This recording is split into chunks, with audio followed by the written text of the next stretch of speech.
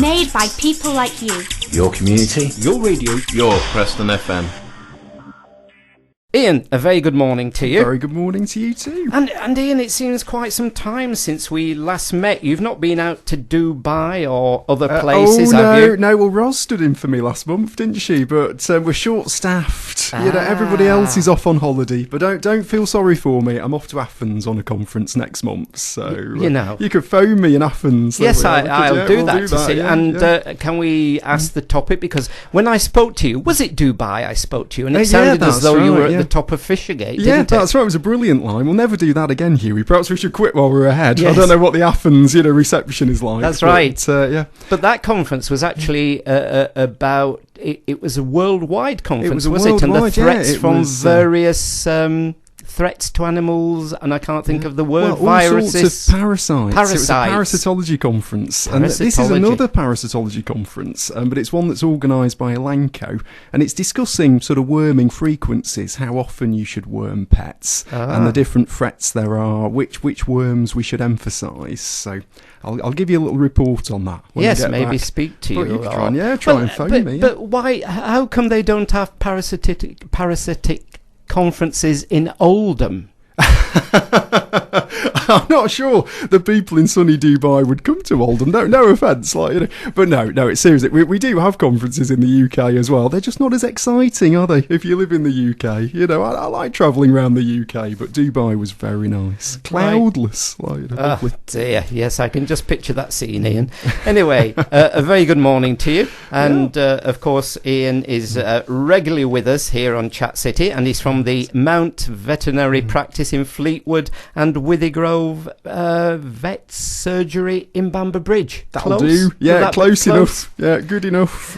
So lovely to see you in. A couple of questions, and in fact, I suppose in a way these two are linked, and maybe given the time of year, summer, sunshine outside at the moment. It is at the moment, enjoy it while it lasts. That's right, we could expand on the theme, but I had a few weeks ago contact from Helen in Bamber Bridge, and Helen said, can you take your dog abroad? Well, we know generally the answer to that is yes, and the question then went on to, I was wondering if it is possible to take your dog on holiday. Is there any way it doesn't need to go through quarantine? Oh, well, there is now, yeah. I mean, there has been for a good few years, yeah.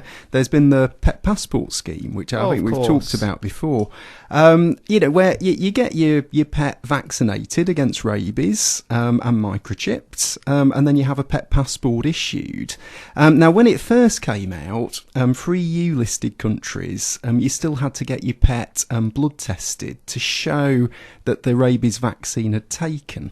But now they've dropped those regulations for EU travel, so you still have to have the vaccine, but you don't have to have the blood test. So it really very straightforward to take your pet abroad if you want to.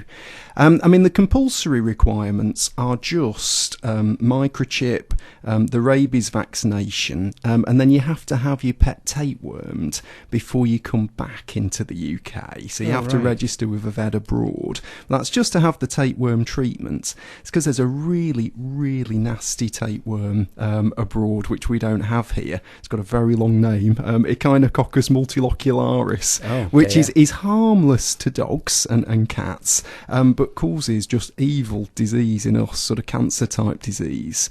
So it's to stop that coming into the UK that you get your pet tapewormed. But honestly, much, much simpler than it used to be. So how much time in advance then would you need to plan this? Well, I mean, in general, you'd be planning to take your pet, but I mean, to actually get the official documents or whatever you need to do, how long does that take? I mean, the actual legal side of it is very quick. So, I mean, the passport can be issued same day as the vaccination, and I mean, you could travel the next day. The only thing you have to bear in mind is you can't come back for 3 weeks from when you have the injection. So, I mean, if you're planning to travel for more than 3 weeks, there's no problem. But if it's just for a week's holiday, you have to just be planning that 3 weeks ahead. There is, if you go into the Mediterranean, there's a really nasty disease called leishmania, leishmaniasis, which affects dogs. So to have sort of vaccine and sort of fly repellency for that, you might want to be planning a little bit further ahead. The initial course for the vaccine against that is 6 weeks. So it always pays to be planning a little bit further ahead. And of course, this is for EU-listed countries. If you want to take your pet to New Zealand or Australia, you have to go through hoops of fire. You have to be planning an awful long time ahead for that. It might be better just to pop him in kennels rather than sort of contemplate trying to get him out to the new world. That's right. But Canada, US, EU listed countries, it's all very, very straightforward. And are people actually taking advantage of this? Are you seeing more and more people taking their pets away with them? Absolutely, yes. Yeah. I mean, it just exponentially, the number of... Because it used to be so difficult, and now it's so easy. A lot of people don't like leaving their pets. And I mean, some pets do really well in kennels and cattery, so it's not so much of a worry. But some do better if they come with us. So a lot of people have taken advantage of this.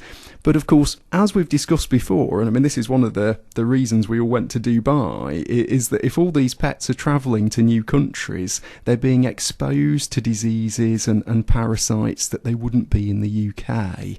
So it's very, very important to get vet advice, not just for the legal aspect, but to find out what diseases are in the country that you're planning to go to. And just... still on the topic in a way, you've just mentioned maybe that if you're leaving your pet at home, I mean, what advice if you're going to be looking for somewhere to, take your dog or to kennels, or maybe look at the cat for a cattery? What advice would you be giving to listeners that they should be looking out for before they actually do book their cat or dog into somewhere? Well, the thing to consider is lots of different options now. There's not just kennels and catteries. No, of course, there's home sitting. Yeah, there is. Yeah, there's home sitting. And people will come into your home, or you can take your pet to other people's homes. So it depends. You have to consider your own sort of pet's personality and how best they would cope. But for catteries and kennels in general, go and visit and ask lots of questions. Try and you want to enjoy your holiday, so try and put your mind at rest before you go. And of course, word of mouth is a fantastic thing. If your friend's got a dog, find out where they take theirs. And is that also then on the rise, people using house sitters or maybe taking their pet to stay in someone else's home?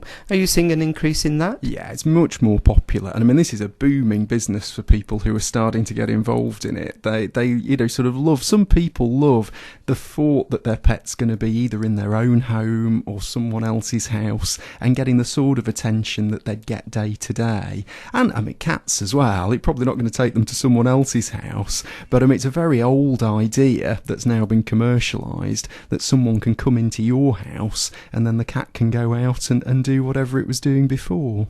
And I take it people don't have to register or anything to do this kind of service? It is a bit unregulated, yes. And this is where word of mouth and having someone you trust, a little bit, I've got a couple of kids, a little bit like your childminder, I mean, it's just fantastic to have someone that you trust and rely on and sort of build that relationship. But the first time you do it, it is a bit of a leap of faith. But this is where word of mouth is so important, and to find out who's good locally and who's got a good reputation. And I take it, in a way, maybe it could be better for the pet not going into kennels or cattery than to be looked after within its own home, or to be in another home with somebody there constantly? Well, this depends very much on the pet, and I'm sure if Alan was here, he would say the same thing, that yes. It's a case of knowing your pet and what's likely to stress your pet. So some pets are going to do much better in their home environment, well, some cats are going to be stressed, and some dogs are going to be anxious that their owners are away, even though they're in their own home. So some pets will do better transplanted out of that environment, where some pets, particularly some cats, won't give a monkeys whether you're there or not. They might not notice you've gone, so they're going to do much better if they're in the home in which they live. Yes. Okay. Well, another question along similar lines. This is from John Lilly in Orton. Not sure where Orton is, but John's in Horton. It's local. It's local. Yes, so I do apologise. And he says this is a question from a family friend. She's looking for a Shetland sheepdog and found one in Ireland. However, we are in the UK. Now, would the dog need a pet passport? And if yes, how does she go about that? And how much would it probably cost? Well, you wouldn't need a pet passport for importation. That's been pet passports are purely for pet travel, and they're really all about. You need a pet passport to travel around Europe, but a lot of the requirements are about coming back into the UK. So actually, very little you need to travel into Europe, but to avoid quarantine, you need all these requirements in place for the UK government to let you back in. That's the problem, but. In terms of bringing a new dog that's going to stay into the UK, there are importation requirements. Now, they're different for Northern Ireland, of course, which is part of the UK. So there'll be travel documents that you'll just need to fill in, but you're not moving a dog from one country to another. But of course, the Republic of Ireland is a different country, so there will be importation requirements, and you'll need to have rabies vaccination on board for that. So best thing to do always, two great websites of information are DEFRA, which is now combined on Her Majesty's government's joint websites. It used to have its own, now you have to trail through the sort of main government website, but there's still good information there. And if you're stuck, give them a ring. I've always found them really helpful just to give them a ring. And for pet travel abroad, the ESCAP UK website, which is ESCCAP,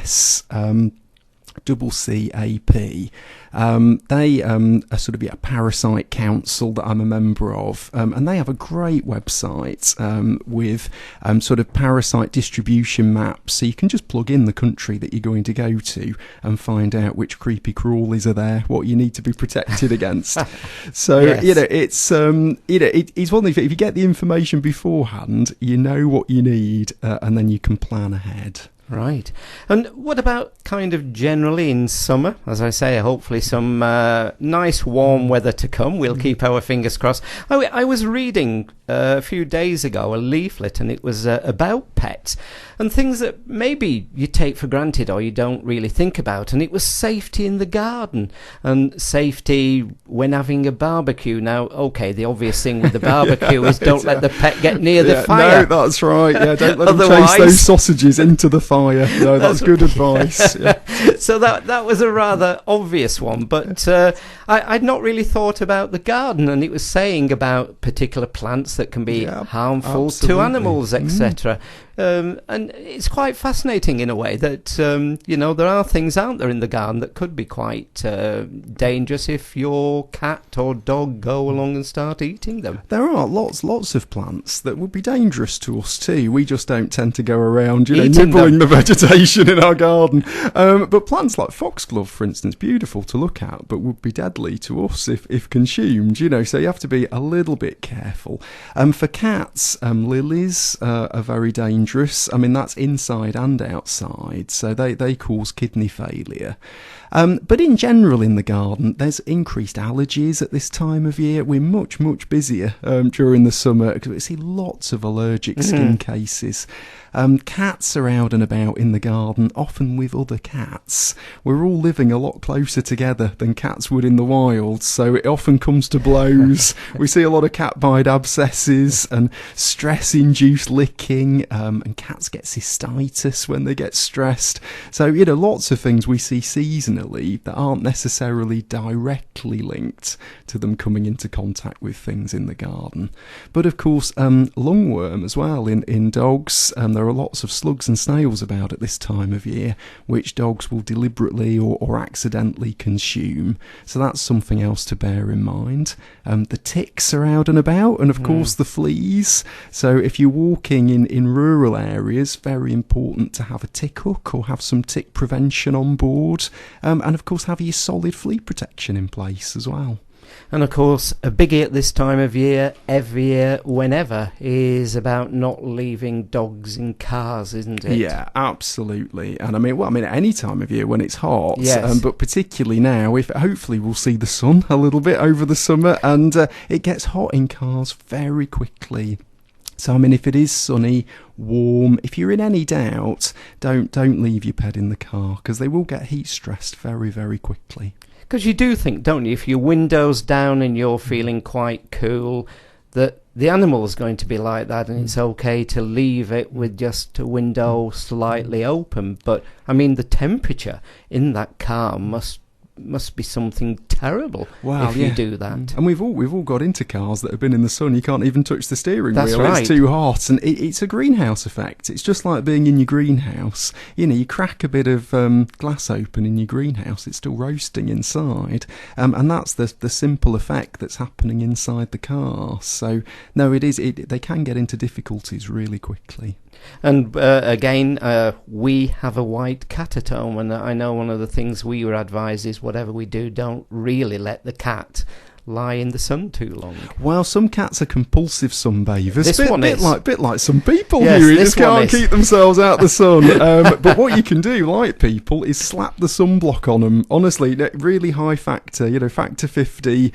Just pop it on their nose and ears. And generally from those locations, if you rub it in really well, they won't groom it off. But it's just good sunblock, just like us. Because like us, they get really nasty cancers will develop if they have repeated exposure to the sun. So just slap that sunblock on, and then if you can't keep track of them, I mean, some cats are going to go outside, and if they're going to go outside, they're going to sunbathe. So get them protected, just like you would your child. Slap that sunblock on.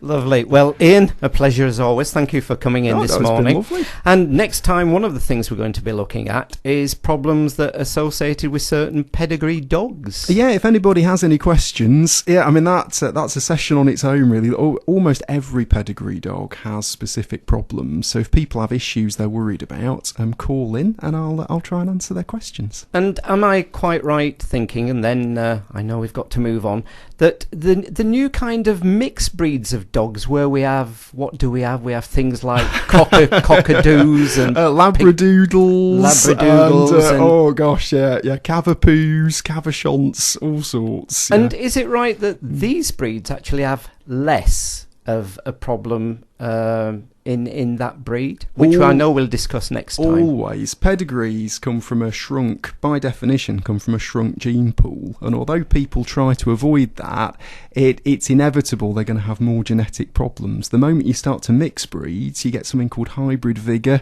gene dilution. It's better for you. Wow. Well, there we are. We'll look forward to finding out more next time we meet with Ian. So, Ian, a big thank you for coming on to Chat City this morning. If you've got news, views or events you'd like to share with us and the Chat City team, why not give us an email? chatcity@preston.fm.